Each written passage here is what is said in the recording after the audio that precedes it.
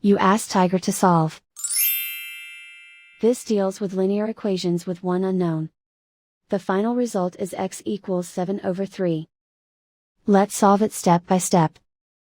Simplify the expression. Simplify the arithmetic. Expand the parentheses. Simplify the arithmetic. Group like terms. Simplify the arithmetic. Group all x terms on the left side of the equation. Subtract 4x from both sides. Group like terms. Simplify the arithmetic. Group like terms. Simplify the arithmetic. Group all constants on the right side of the equation. Add 2 to both sides.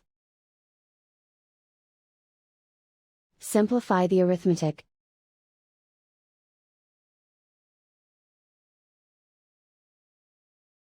Isolate the x.